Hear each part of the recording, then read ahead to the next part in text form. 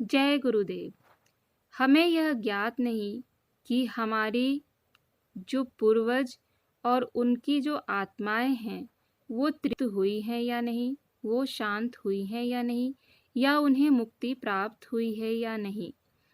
इसलिए हमें अपने पितरों को पितृपक्ष या प्रत्येक महीने के अमावस्या को उन्हें तृप्ति के लिए उनके लिए कुछ न कुछ उपाय करना चाहिए और उनके शांति के लिए या उनकी मुक्ति के लिए उनका तर्पण करते रहना चाहिए, क्योंकि हमें नहीं पता कि हमारे पितृ इस वक्त नए जन्म में परिवर्तित हो चुके हैं या फिर वह हमारे आसपास ही घूम रहे हैं।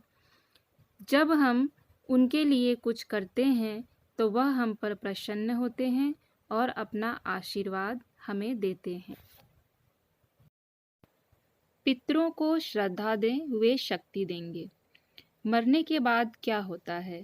इस प्रश्न के उत्तर में विभिन्न धर्मों में विभिन्न प्रकार की मान्यताएं हैं। हिंदू धर्म शास्त्रों में भी कितने ही प्रकार से प्रलोक की स्थिति और वहां आत्माओं के निवास का वर्णन किया है। इन मत विभिन्नताओं के कारण सामान्य मनुष्य का चित्त भ्रम में पड़ता है कि इन परस्पर विरोधी प्रतिपादनों में क्या सत्य है, क्या असत्य। इतने पर भी एक तथ्य नितांत सत्य है कि मरने के बाद भी जीवात्मा का अस्तित्व समाप्त नहीं हो जाता, वरन वह किसी न किसी रूप में बना ही रहता है। मरने के बाद पुनर्जन्म के अनेकों प्रमाण इस आधार पर बने हैं कि कितने ही बच्चे अपने पूर्व जन्म के स्थानों, संबंधियों और घटनाक्रमों का ऐसा परिचय देते हैं जिन्हें यथार्थता की कसौटी पर कसने में यह विवरण सत्य ही सिद्ध होता है।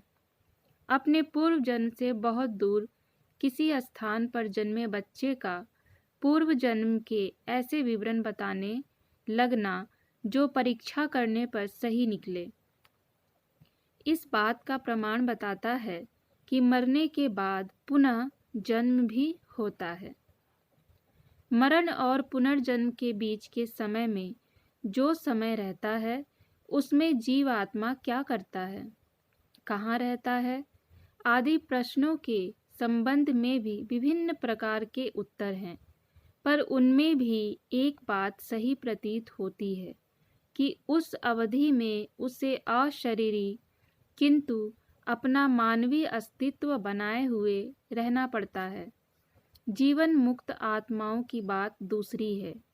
वे नाटक की तरह जीवन का खेल खेलती है और अभिष्ट उद्देश्य से पूरा करने के उपरांत पुनः अपने लोक को लौट जाती है।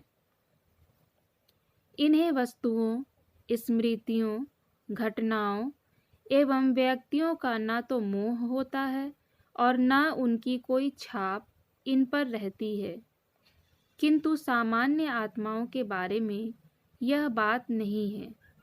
वे अपनी अतृप्त कामनाओं, विक्षोभ, संवेदनाओं, राग, द्वेष की प्रतिक्रियाओं से उद्विग्न रहती है। फलतः मरने से पूर्व वाले जन्म काल की स्मृति उन पर छाई रहती है और अपनी अतृप्त अभिलाषाओं को पूर्ण करने के लिए ताना बाना बुनती रहती है।